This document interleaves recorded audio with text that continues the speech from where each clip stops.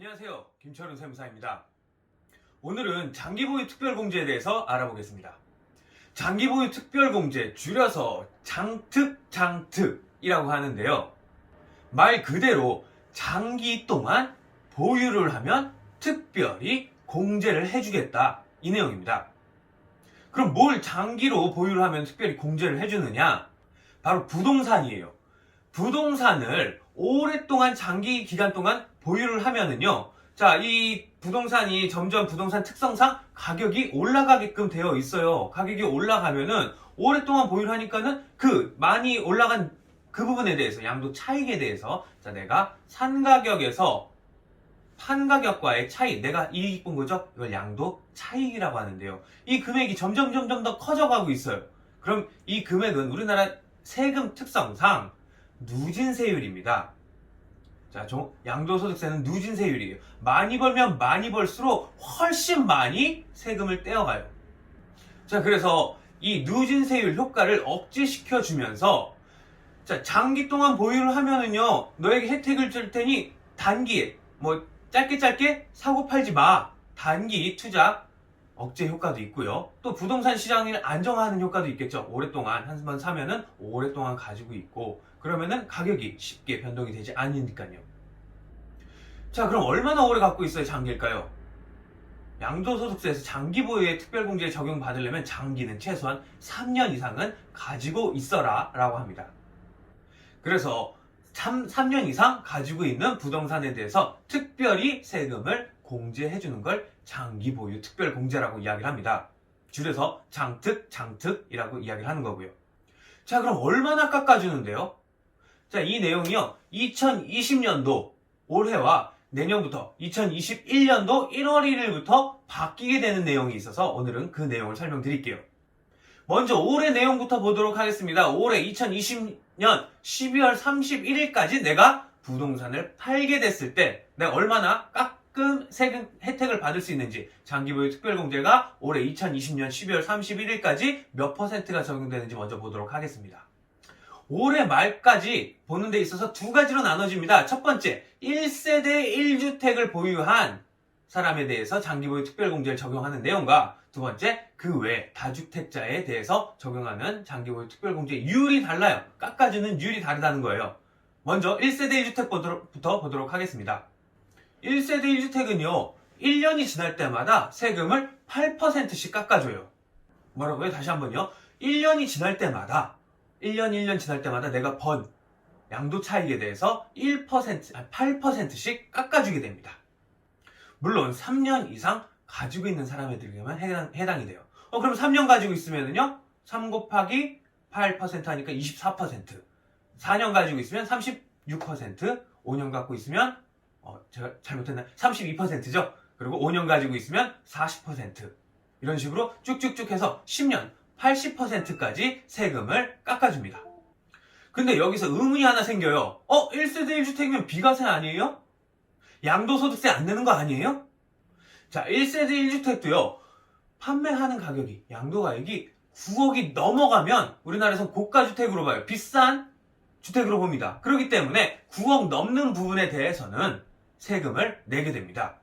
자, 다시요. 내가 양도를 할 때, 부동산을 팔 때 1세대 1주택이라면 9억까지는 비과세라서 세금이 없어요. 근데 9억이 넘으면은요, 9억 넘는 거 전체에 다 해서 세금을 부과하는 게 아니라 9억이 넘는 부분, 9억 초과분에 대해서만 양도소득세를 매기고 있습니다. 이 부분에 대해서 장기보유 특별공제 1년당 8%씩 적용을 하는 거고요. 근데 내가 1세대 1주택자가 아니에요. 발음하기도 어렵네요. 1세대 1주택자가 아니라 1세대 다주택 또는 주택이 아닌 상가나 토지나 이런 걸 판매를 했어요, 부동산을. 그럴 경우에는 8% 적용이 아니라 2% 적용이 됩니다. 그래서 3년이면 6%, 4년이면 8%, 5년이면 10% 이렇게 쭉 해서 15년까지 해서 총 30%를 공제를 해주고 있어요. 자, 이게 2020년도 올해 12월 말까지 판매하는 부분에 대해서 적용하는 장기보유 특별공제입니다. 그럼 2020년 12월 30일 올해가 끝나고요, 내년 1월 1일서부터는 장기보유 특별공제율이 바뀌게 돼요. 어떻게 바뀌느냐? 가장 크게 바뀌는 거는요, 바로 1세대 1주택자 1년당 8%씩 적용을 받는 내용이 바뀌게 돼요. 1세대 1주택자가 적용받던 8%를요. 이 부동산, 주택을 가지고 있는 기간, 보유 기간이랑 그리고 그 안에 들어가서 내가 살고 있는 거주하는 기간, 거주 기간 둘로 나누게 됩니다. 자, 2020년도까지는요 8%였어요. 이걸 둘로 나누면 4%죠.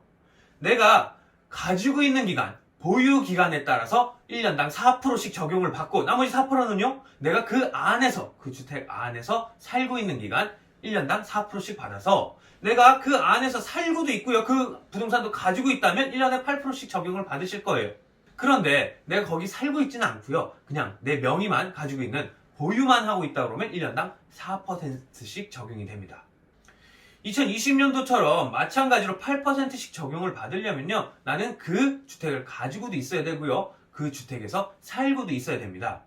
그럼 2020년도랑 동일하게 매년 8%씩 세금 할인을 받는 건데 내가 만약에 그 주택을 가지고만 있고 내 명의만 있고 나는 딴 데서 전세를 산다거나 딴 데서 월세를 살고 있다면 그 안에서 거주는 하지 않았기 때문에 1년당 4%씩 적용을 받게 됩니다.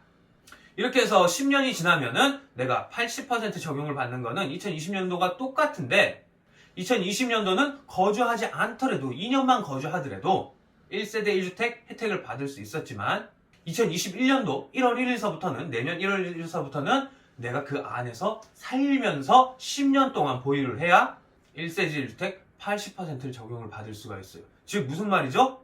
결론은 1세대 1주택자라고 하더라도 그리고 10년 이상 보유한 주택이라고 하더라도 실제로 거주는 하지 않고 명의만 가지고 있었다면 80% 할인 혜택에서 80% 세일에서 40% 반절만 혜택을 받을 수가 있는 거예요.